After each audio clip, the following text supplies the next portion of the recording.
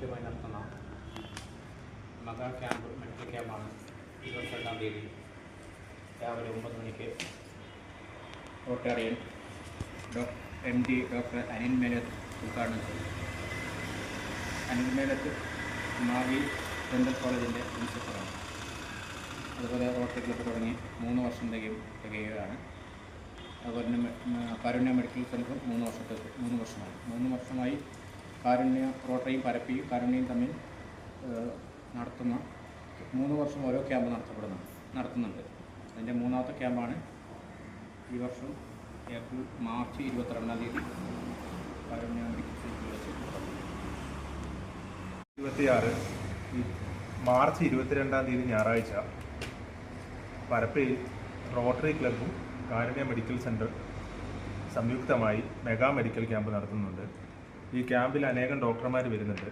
വിദഗ്ധ വിഭാഗത്തിൽപ്പെട്ട ഡോക്ടർമാരാണ് വരുന്നത്. ഗൈനക്കോളജി വിഭാഗം വരുന്നുണ്ട്, doctor Krishnakumari, physician doctor Jobin, അസ്ഥിരോഗ വിഭാഗം ഡോക്ടർ വിനായക് പ്രഭു, എനപ്പോയ മെഡിക്കൽ കോളേജിലെ പ്രൊഫസറാണ്, gastro surgeon doctor Kevin Alfred Samuel, വാദമുള്ളേഴ്സ് മെഡിക്കൽ കോളേജ് മാംഗ്ലൂരിലെ പ്രൊഫസറാണ്, ഡയബറ്റോളജി വിഭാഗം doctor Dheeraj Raj Shreyas, doctor Krishnakumar P, നേത്രരോഗ വിഭാഗം പയ്യന്നൂർ ഐ ഫൗണ്ടേഷൻ്റെ ഡോക്ടർ അർജുൻ ഷേനായി അന്നെത്തിച്ചേരുന്നതാണ്.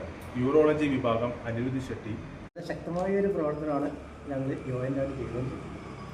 ഓരോ വർഷവും ഓരോ മെഡിക്കൽ ക്യാമ്പ്. അതിൽ ഏറ്റവും വലിയ പ്രധാനം തന്നെ ഈ വർഷത്തെ മെഡിക്കൽ ക്യാമ്പ് എന്ന് പറയുന്നത് വളരെ ശക്തമാണ്. കാരണം സാധാരണ നമ്മുടെ ഈ മലയാളികളിൽ ഒരു മെഡിക്കൽ ക്യാമ്പ് വെച്ച് കഴിഞ്ഞാൽ 1-2 ഡോക്ടർമാരെ കൊണ്ടിട്ട് സാധാരണ ഒരു 4-5 മണിക്കൂർ കുറച്ച് ആൾക്കാർ വന്ന് ചെക്ക് ചെയ്ത് പോകുന്ന സംവിധാനം കഴിഞ്ഞാലും നടത്തിയിരുന്നു. കഴിഞ്ഞാലും പരപ്പ് വെച്ചിട്ട് ഒരു ക്യാമ്പ് ഒരു ദിവസം പിറ്റേ ദിവസം ബിൽപ്പുറത്ത് വെച്ചിട്ട് ഒരു ക്യാമ്പ് നടത്തിയിരുന്നു. അത് നല്ല ശക്തമായിരുന്നു. പക്ഷെ അതിലെല്ലാം ഉപരി നമ്മുടെ ഈ മലയോര മേഖലയിലെ പരമാവധി ആൾക്കാരെ ഉൾപ്പെടുത്തിക്കൊണ്ട് അവർക്ക് സേവനങ്ങൾ ലഭിക്കത്തക്ക രീതിയിൽ നമ്മൾ ഈ ക്യാമ്പിനെ പ്രാധാന്യം കൊടുക്കുന്നത്. അതായത് അതാണ് ഈ പല വിഭാഗത്തിന് 10-12 ഡോക്ടർമാർ വരിക എന്ന് പറയുമ്പോൾ തന്നെ നമുക്ക് ഊഹിക്കാവുന്നേ ഉള്ളൂ. അതുപോലത്തെ ഒരു സംവിധാനം ഇല്ലെങ്കിൽ നടക്കില്ല. അതും ഇതെല്ലാം ചെയ്യുന്നത് നമ്മൾ കാരുണ്യ മെഡിക്കൽ സെൻ്ററിൻ്റെ കാരുണ്യ മെഡിക്കൽ കഴിഞ്ഞ ഈ 3 വർഷമായിട്ട് വളരെ സൗഹാർദ്ദപരമായിട്ടാണ് ഈ ക്യാമ്പുകളൊക്കെ നടത്തിക്കൊണ്ട് പോകുന്നത്.